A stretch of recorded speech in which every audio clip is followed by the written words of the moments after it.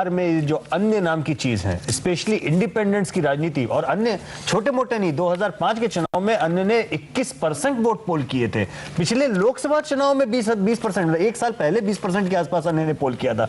ये जो एकदम से सिकुड़ा है, इसका मतलब क्या बिहार में जो इंडिविजुअल, जो आप कह रहे हैं कास्ट पॉलिटिक्स ही है, मुझे ऐसा लगता है कि इंडिविजुअल कैंडिडेट लेवल की कास्ट पॉलिटिक्स के बियॉन्ड इस बार पार्टी लाइन और अलायंस लाइन के ऊपर सीधे जनता ने डेवलपमेंटल पॉलिटिक्स पे वोट डाला है। हाँ बिल्कुल, मैंने कहा ना कि कास्ट बिल्कुल बटा हुआ है। मैं आपको बता दूं कि लालू यादव का एमवाई पूरा नहीं हो सका और एमवाई के अलावा बाकी जो थे वो सब एक जगह चले गए।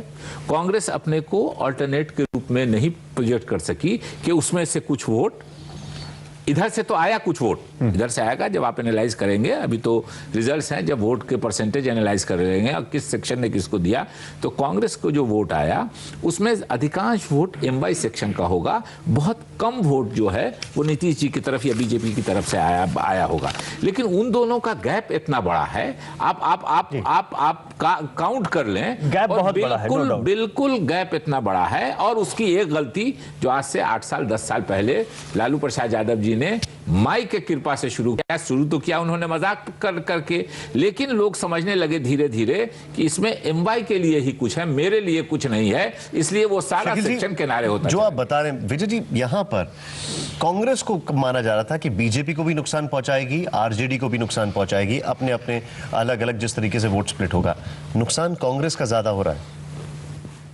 आप क्या कहेंगे विजय जी? विजय नहीं, कांग्रेस पार्टी का नुकसान के बारे में अब क्या बताया जाए।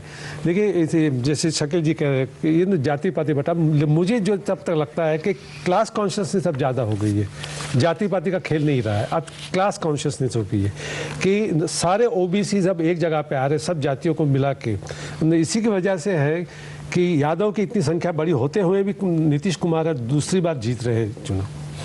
बिल्कुल। सुधीर भाई, ये मील का पत्थर तो हो गया ये इलेक्शन। सुधीर भाई जी, मील का पत्थर तो मान लिया जाए कि ये इलेक्शन अब से केवल बिहार नहीं, भारत की भी आने वाली पॉलिटिक्स के लिए एक डिसाइसिव मोड़ है। क्या ही अच्छा हो अगर ऐसा हो तो, कि विकास के नाम पर अगर पूरे भारत में वोट मांगे जाएं और दिए जाएं, जैसा कि बिहार में इस बार हुआ। हालांकि जाति का जो बंधन है बिहार से वो पूरी तरह टूट नहीं सकता, फिर भी मैं कहूँगा विकास ने इस बार बहुत बड़ा काम किया है। मैं कुछ कार्टून आपको दिखाना चाहूंगा। ये स्ट्राइक रेट की बात कर रहे थे यशवंत जी, आपने वहां पर कुछ स्ट्राइक किया जी, वो क्या है? अभी ये बात कर रहे थे, माई की बात कर रहे हैं बार बार शकील साहब के, माई का लालू यादव जी की बात की। हाँ, उन्होंने कहा, लेकिन मैं ये कहना चाहता हूँ कि लालू यादव का जो माई था वो देर हो चुका है, वो माई नहीं रहा। हाँ, वो तो इसीलिए माई मेरा नहीं रहा उनका। देखिए, एक तो मैं आपको ये कार्टून अगर आप थोड़ा क्लोजअप करके दिखाना चाहें, आप कह रहे हैं कि नीतीश कुमार ने सैकड़ा पार कर लिया है और सेंचुरी बना दी है, 103 रन बना चुके हैं वो, लेकिन लालू यादव के 3 विकेट गिर चुके हैं और 3 विकेट गिरने के बाद भी वो कह रहे हैं कि मीडिया ने मुझे हराया है। और एग्जिट पोल्स की इन्होंने बार बार कहा है कि एग्जिट पोल्स एकदम फ्रॉड हैं और ये बिल्कुल सही नहीं है, हालांकि लगभग सही निकल रहे हैं। आप देख सकते हैं कि बिहार के एग्जिट पोल में लालू यादव का भी एग्जिट हो गया। अभी आपने कहा था कि राहुल गांधी की जो पैराशूट पॉलिटिक्स है, अगर थोड़ा और क्लोजअप करें तो शायद दिखाई देगा कार्टून ठीक से ही। राहुल गांधी की पैराशूट पॉलिटिक्स क्यों नहीं सफल हो? आपको रोक दूं, एक जो बहुत ब्रेकिंग न्यूज आई है, वहां पे सीएलपी का फैसला हो गया है, नीतीश कुमार बिहार के मुख्यमंत्री बने रहेंगे। स्वाभाविक सी बात है, मैंडेट के लिए उनके लिए, लेकिन उनके यहाँ ऑफिशियल इस बात की दोबारा घोषणा हो जाना, ये एक ब्रेकिंग न्यूज हम आपको दे रहे हैं। प्लीज आप बताइए, कंटिन्यू कीजिए। हम लोग राहुल गांधी की बात कर रहे हैं कि पैराशूट पॉलिटिक्स थी ये, जिसमें बिहार के पास में कांग्रेस का कोई ग्रासरूट लेवल पे काम करने वाला लोग नहीं थे, ना उनके पास कोई स्टेट लेवल का नेता था। और इस वक्त बड़ी न्यूज आ रही है, मैं आपको थोड़ा सा बीच में इंटरजेक्ट कर रहा हूं। बड़ी खबर ये है, बिहार में बीजेपी की जीत से येदुरप्पा को भी फायदा हो गया है। अब ये कौन सा क्रॉस कनेक्शन है आपको हम बताएंगे। येदुरप्पा मुख्यमंत्री बने रहेंगे। इस वक्त प्रकाश जावड़ेकर कुछ कह रहा है, ये सुनते हैं।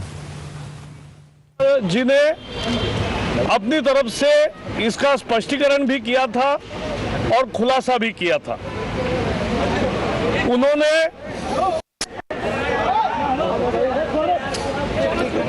उन्होंने मुझे यानी पार्टी राष्ट्रीय अध्यक्ष जी को मिलकर उन्होंने पूरा खुलासा किया और मैंने सभी पार्टी के सहयोगियों एवं नेताओं से चर्चा करके निर्णय किया है कि पार्टी के विद्यमान मुख्यमंत्री, वर्तमान मुख्यमंत्री बीएस येदियुरप्पा कर्नाटक में मुख्यमंत्री बने रहेंगे और राज्य सरकार ने जो भी आरोप लगे हैं भूमि आवंटन के बारे में, उसके बारे में एक कमीशन नियुक्त किया है, वो जांच कर रहा है। और मुख्यमंत्री जी ने ये भी पार्टी को विनती की है कि पार्टी भी स्वयं इस मसले को देखे। और राष्ट्रीय अध्यक्ष नितिन गडकरी जी ने इसके बारे में भी पार्टी के तरफ से भी इस मामले में देखने का निर्णय किया है। I read the English now statement of. मिला के मान लिया जाए कि येदियुरप्पा जी की कुर्सी बच गई इस पूरे झटके के चक्कर में। जो बिहार की हेडलाइन आ रही है उसके चक्कर में बीजेपी ने लगे हाथ अपनी भी झाड़ू लगा ली कर्नाटक की। और पुष्पेश जी, नीतीश कुमार कभी अगर प्राइम मिनिस्टर बनना चाहें तो येदियुरप्पा कम से कम उनके नाम को सेकंड तो कर ही देंगे अब आज के समय। मेरे ख्याल में फिलहाल हम इन दोनों चीजों को अगर अलग अलग रखकर देखें तो बेहतर होगा। बिहार चुनाव के नतीजे बिल्कुल स्पष्ट हैं। भाजपा और जेडीयू की जुगलबंदी बहुत कामयाब रही है और ये स्वीकार करनी चाहिए कि जनादेश उनको मिला है। और जहां तक येदियुरप्पा का कर्नाटक में बने रहने का प्रश्न है वो अपनी जगह पर चर्चा का अलग से विषय है। मेरे ख्याल में ये उनके साथ भी अन्याय है और ये कहना कि इसका फायदा उन्हें हुआ है। जो बात है, अभी बिहार के चुनाव आ रहे हैं, राजनीति में टाइमिंग बड़ी मायने रखती है। इस दरमियान ये अनाउंसमेंट करना क्या तर्क है और येदियुरप्पा पे बोलना ये समझ में नहीं आ रहा। थोड़ी बात उसमें भी पुष्पे जी जो सही कह रहे हैं, इन दोनों को साथ में रख के देखना कोई मतलब नहीं है। नहीं तो अभी देखिए पिछले एक हफ्ते से ये चल रहा है। ये एक्चुअली मेरे हिसाब से मैं ये येदियुरप्पा का जो अनाउंसमेंट है उसको मैं ऐसे देखता हूँ, ये सेंट्रल बीजेपी के सेंट्रल लीडरशिप का फेलियर है। जो आज का डिसीजन है वो बीजेपी सेंट्रल लीडरशिप का फेल्यूर है। बहुत कोशिश किया उसको मनाने के लिए कि रिजाइन कर दो, वो ब्लैकमेल किया, येदियुरप्पा ने ब्लैकमेल किया, बहुत सारे कुछ इतना प्रेशर लाया पूरे सेंट्रल लीडरशिप पे। लेकिन अभी आज उनकी गद्दी बच गई है। अभी एक और चीज यहाँ पर जो दिख रही है वो ये है कि 2/3 बहुमत साफ बीजेपी जेडीयू का। जेडीयू को 105 सीट, आप ठीक सुन रहे हैं, जेडीयू को 105 सीट मिलती यहां पर दिख रही हैं और बीजेपी को 84।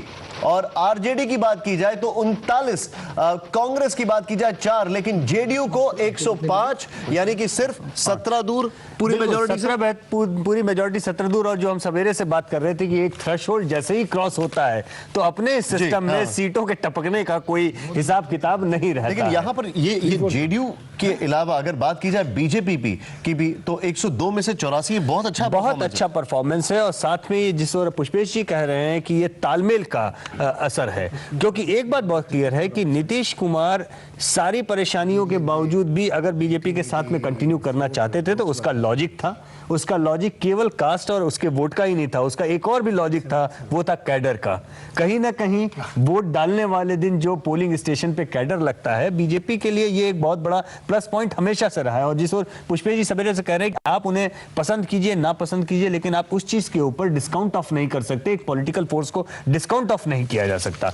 और शकील भाई जिस ओर इशारा कर रहे हैं कि जो खोई जमीन थी, कैडर आज भी कांग्रेस का रहा है, लेकिन कहीं ना कहीं उस कैडर की उपेक्षा हो गई शकील भाई।